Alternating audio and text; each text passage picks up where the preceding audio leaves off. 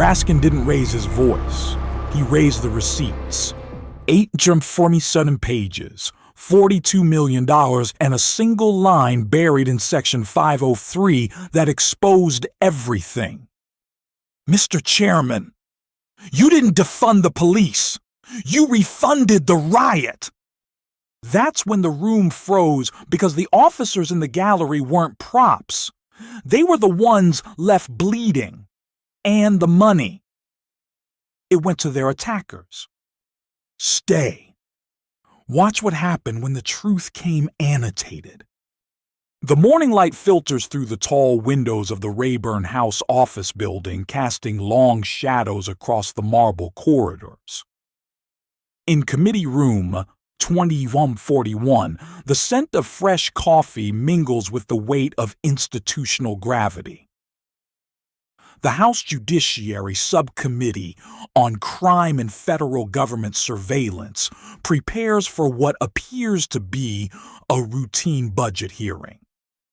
Representative Jamie Raskin enters with the measured pace of a constitutional scholar who has seen too much. His silver hair catches the fluorescent lighting as he arranges a thick stack of documents at his seat. Behind wire-rimmed glasses, his eyes hold the focused intensity of someone who has spent sleepless nights cross-referencing budget line items against democratic principles. Across the horseshoe-shaped table, Representative Andy Harris adjusts his tie with the confidence of a man who believes his work is already done. As chair of the House Subcommittee on Justice Oversight, Harris carries himself with the assured posture of someone who has crafted language designed to obscure rather than illuminate. His staff flanks him young faces in dark suits, tablets and phones at the ready, prepared to defend what they haven't fully read. The gavel strikes wood. Harris's voice fills the chamber with practiced authority. This committee convenes to discuss the fiscal year 2025 Justice Department Appropriations Bill. I'm proud to present a budget that reflects our commitment to fiscal responsibility while maintaining our unwavering support for law enforcement. Raskin's fingers trace the edge of his binder. Inside, hundreds of pages of federal spending allocations tell a different story. He has spent weeks in this maze of numbers, following money trails that wind through bureaucratic language toward destinations that would shock the American people. The gentleman from Texas yields his time. Harris announces, nodding toward a colleague who offers platitudes about supporting those who serve and protect. When Raskin's turn arrives, he doesn't immediately speak. Instead, he opens his binder with deliberate ceremony, the sound of pages turning echoing in the suddenly quiet room. His first words cut through the morning's political theater like a scalpel through skin. Mr. Chairman, I've had the opportunity to review this budget in detail, and I must say, for a document that claims to back the blue, it tells a remarkably different story. Harris shifts in his chair. The gentleman from Maryland surely recognizes our strong record of, if I may. Raskin's voice carries the quiet authority of a former constitutional law professor. Let's look at the numbers, shall we? He lifts a single sheet of paper, holding it at eye level so the cameras can capture both the document and his expression of controlled disbelief. Department of Justice cut by $394 million. Federal Bureau of Investigation cut by $512 million. Bureau of Alcohol, Tobacco, Firearms, and Explosives cut by $187 million. Each figure lands in the room like a physical blow. Mr. Chairman, in what universe does slashing over $1 billion from federal law enforcement constitute backing the blue? The GOP staffers begin furious typing on their devices. Harris attempts a smile that doesn't reach his eyes. The gentleman mischaracterizes necessary efficiency measures. Efficiency. Raskin's eyebrows rise with theatrical precision. He reaches for another document, this one bearing the seal of the House Republican Conference.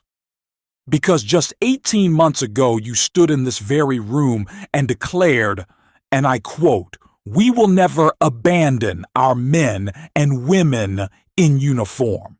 We will fund their mission fully and without reservation." The silence that follows carries weight. In the gallery capitol, police officers in dress uniform sit with expressions carefully neutral, but their eyes tell a different story. These are men and women who remember January 6th not as a political talking point, but as broken bones, chemical burns, and the weight of democracy literally resting on their shoulders. Raskin sets down the quote and picks up his budget binder again. But perhaps I'm being unfair. Perhaps there's something I'm missing in these 847 pages of appropriations language. His fingers walk through the tab sections with the patience of someone who has memorized every contradiction. Let me keep looking. The committee room feels smaller now, as if the walls have moved closer during Raskin's methodical dissection of the budget. Harris checks his watch, a gesture that doesn't go unnoticed by the C-SPAN cameras capturing every micro-expression of discomfort. Raskin continues his archaeological dig through the budget document, turning pages with the rhythm of a funeral march. His voice maintains the same measured tone, but there's something gathering underneath a storm system, building pressure behind careful congressional decorum. Page 394.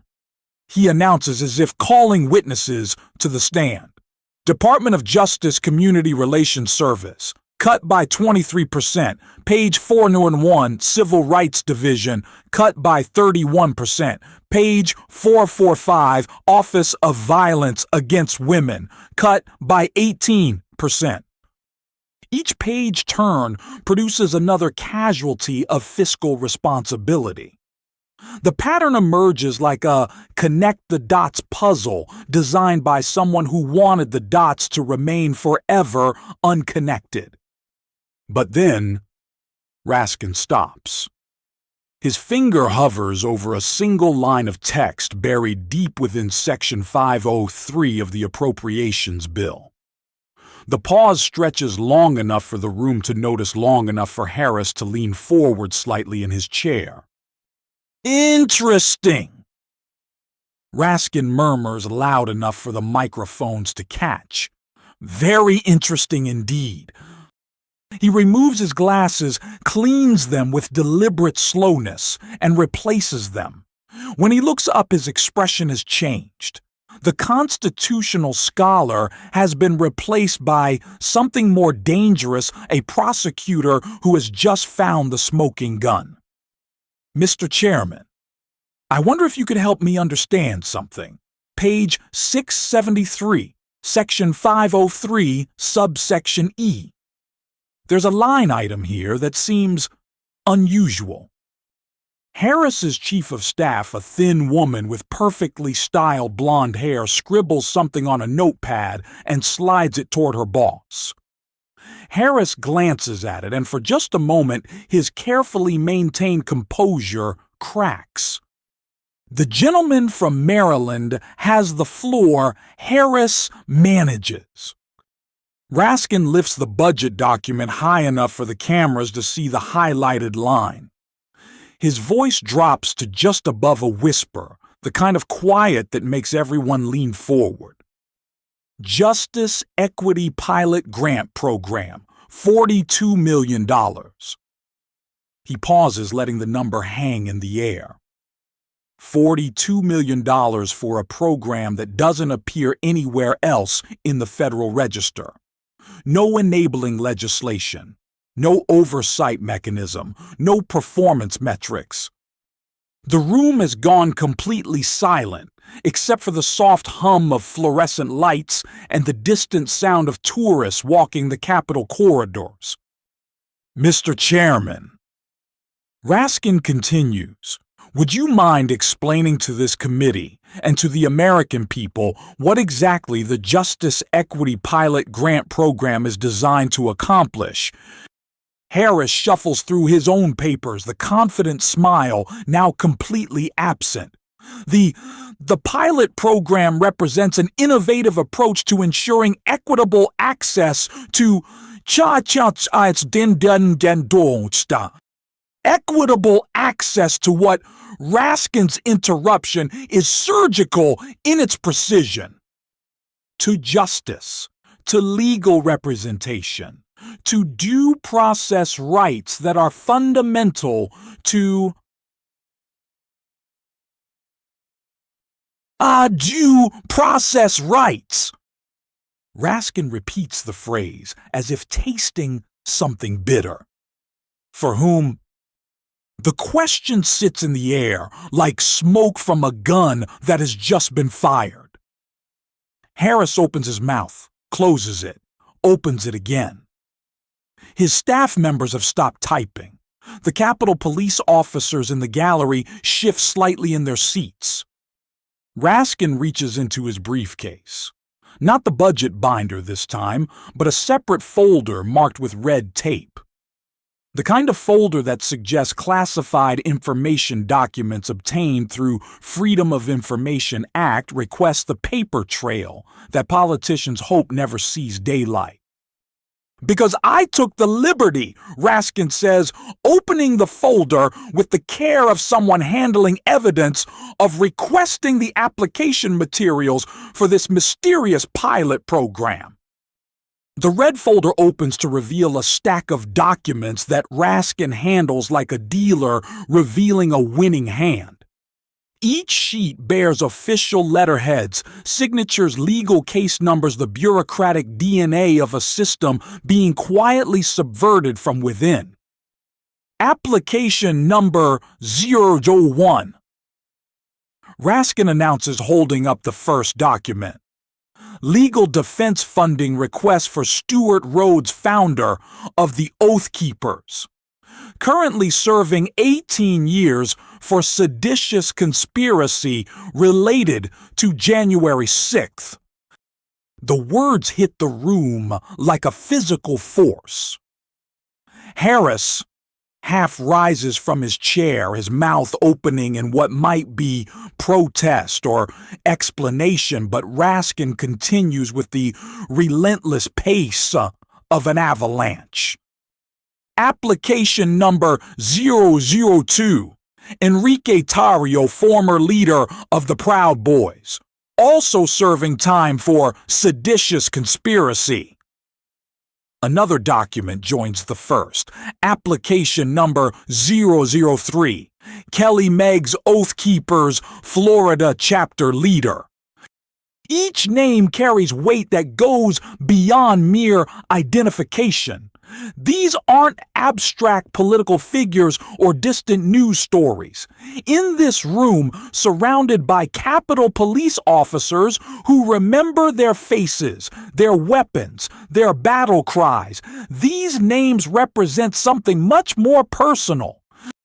Behind Raskin, a large monitor flickers to life. His staff has prepared a presentation, photographs, court documents, arrest records. The faces of January 6th defendants fill the screen in a grid pattern, their mugshots creating a mosaic of insurrection. 23 applications total. Raskin continues, his voice now carrying the weight of accumulated evidence.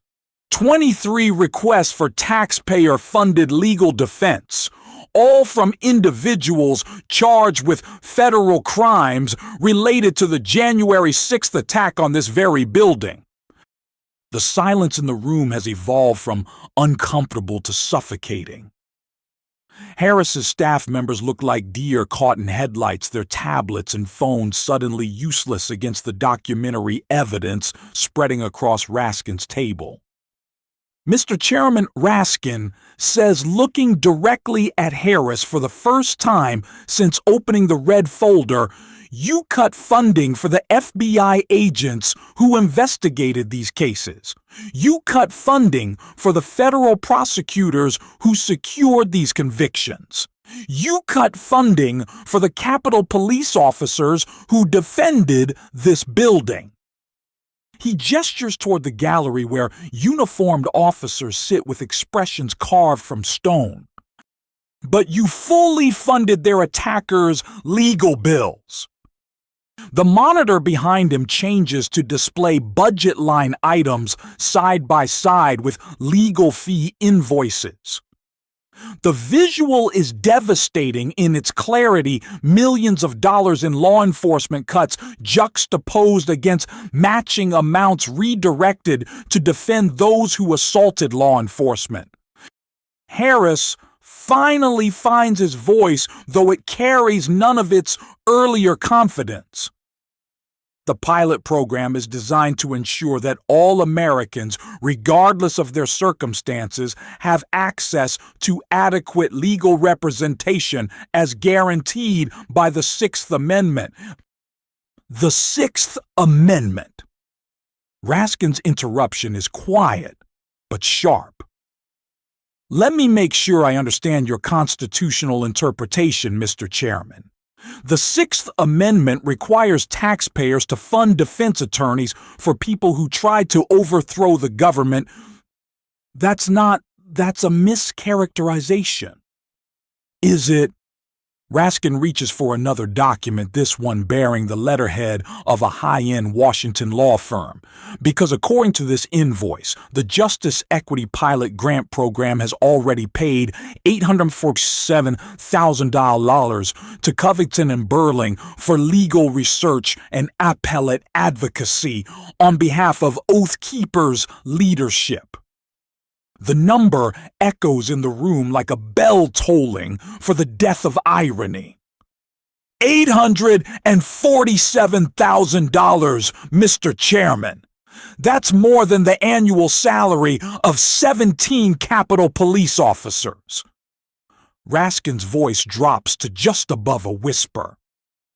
Officers who were hospitalized defending this building from your grant recipients. The temperature in the room seems to have dropped 10 degrees. Harris removes his glasses and cleans them, a nervous habit that the cameras capture in unforgiving detail. When he speaks, his voice carries the hollow quality of someone who has just realized the trap they've walked into. The gentleman from Maryland is engaging in inflammatory rhetoric that misrepresents inflammatory. Raskin's eyebrows rise with the theatrical precision that has made him a feared interrogator. "Mr. Chairman, I'm simply reading from documents that bear your signature." He lifts another sheet of paper, this one a memorandum on official House Republican Conference letterhead. The date is clearly visible 2 weeks before the budget markup. Internal Strategy Memo, January 15, 2025. Author, House Republican Conference Strategic Communications Division. Raskin's voice takes on the cadence of a prosecutor reading charges to a jury. Quote, "Language regarding J6 defendants requires careful framing to avoid public relations complications. Terms like legal defense or defendant assistance should be avoided in favor of justice equity or due process enhancement." The memo continues in Raskin's steady narration. Budget line items should utilize euphemistic language to minimize media attention. Pilot program structure provides plausible deniability regarding intended beneficiaries. Harris's face has gone pale. His chief of staff is frantically typing on her phone, probably alerting leadership that their carefully constructed narrative is collapsing in real time on C-SPAN. Plausible deniability. Raskin repeats, letting the phrase hang in the air like smoke. Mr. Chairman, when did plausible deniability become a budget justification? That memo was preliminary staff work that doesn't reflect staff work. Raskin interrupts, holding up the document so the cameras can capture Harris's signature at the bottom. Staff work that you personally approved and distributed to Republican members of this committee. The confrontation has reached its crescendo. Raskin stands not dramatically, but with the measured movements of someone who has planned this moment down to the smallest detail. He approaches the witness table, carrying the budget document like a prosecutor approaching a defendant with murder weapon in hand. Mr. Chairman, you've spent this morning talking about fiscal responsibility, about supporting law enforcement, about back in the blue. His voice carries the weight of accumulated evidence and moral authority. But this budget tells a different story, doesn't it? Harris attempts to respond, but Raskin continues with the unstoppable momentum of truth finally finding its voice. You say you backed the badge, but your budget backs the boot that crushed it. The phrase lands with devastating precision. You say you support law and order, but you've ordered taxpayers to fund chaos and lawlessness. Raskin sets the budget document on the table directly in front of Harris, not thrown, not slammed, but placed with the careful ceremony of evidence being entered into the record. Every dollar you cut from the FBI you gave to the people who attacked federal agents. Every dollar you cut from federal prosecutors you gave to the people they convicted. Every dollar you cut from Capitol Police you gave to the people who sent 140 officers to the hospital. The math is brutal in its simplicity. Harris opens his mouth to respond, but no words emerge. Mr. Chairman. Raskin says, his voice now carrying the quiet fury of someone who has witnessed democracy betrayed from within. You didn't defund the police. You refunded the riot. The committee room has become a tomb. Even the C-SPAN cameras seem to hold their breath as Raskin delivers the final blow to the carefully constructed budget narrative. Harris sits frozen in his chair, his face a mask of political calculation, struggling against the weight of documented evidence. In the gallery, the Capitol Police officers sit with the rigid posture of honor guards at a funeral. Their faces tell the story that budget line items cannot the story of broken ribs and concussions, of chemical burns and traumatic brain injuries, of officers who went to work on January 6th expecting to direct tourist traffic and instead found themselves as the thin blue line between democracy and mob rule. Raskin returns to his seat but doesn't sit. Instead, he lifts the budget document one final time, holding it at arm's length as if it were radioactive material requiring careful handling. 847 pages. He says, his voice carrying the weight of a funeral oration. 847 pages of appropriations language designed to hide one simple truth: this Congress has chosen to fund the people who attack police officers rather than the officers who defended democracy. He sets the document down with finality that echoes through the marble corridors of power. Mr. Chairman, members of this committee, distinguished guests. His eyes sweep across the Capitol Police officers in the gallery. History has a way of recording not just what we fund, but who we choose to protect with those funds. The silence stretches until it becomes uncomfortable, then unbearable. Harris makes one final attempt at political recovery. The gentleman's characterizations are unfair and inflammatory. Inflammatory. Raskin's interruption is sharp but quiet. Officer Michael Fanone, beaten unconscious and tasered repeatedly on January 6th, might find it inflammatory that his attacker's legal bills are being paid by the same government that pays his disability benefits. The specific reference to Officer Fanone, a name that carries weight in these halls, lands like a physical blow. Harris's attempted response dies in his throat. Raskin continues with surgical precision. Officer Daniel Hodges crushed in a doorway while protecting members of this very Congress might find it inflammatory that the people who tried to kill him are receiving better legal representation than most Americans can afford. Each name is a deliberate choice, each reference a reminder that this isn't abstract political theater, but a betrayal of real people who sacrifice their bodies and their futures to preserve democratic institutions. But perhaps most inflammatory of all, Raskin says, his voice dropping to just above a whisper, is the idea that we can rewrite history with euphemistic budget language, that we can call insurrection political expression, that we can call sedition civil disobedience, that we can call an attack on democracy a justice equity pilot program.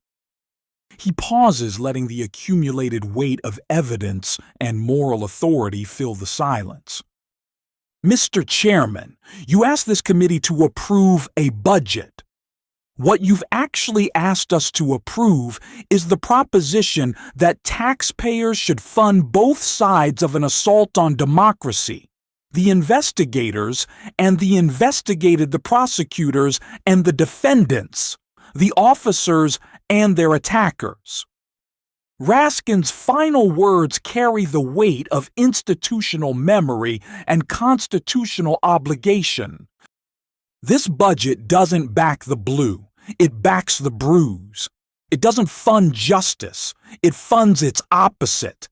And it doesn't serve the American people, it serves the people who tried to silence them forever. The gavel falls, but the sound seems hollow against the weight of documented betrayal. As committee members file out in uncomfortable silence, the Capitol Police officers remain seated, not because protocol requires it, but because the weight of what they've just witnessed requires time to process. In the harsh fluorescent light of Committee Room 2141, $42 million in hidden funding has been exposed not as bureaucratic efficiency, but as moral corruption disguised in the language of pilot programs and justice equity. The budget document remains on the table, its pages fluttering slightly in the air-conditioning breeze, 847 pages of appropriations language that will forever be remembered not for what they funded, but for what they revealed about the people who wrote them. History, as Raskin predicted, will remember what was funded. And more importantly, it will remember who chose to fund it.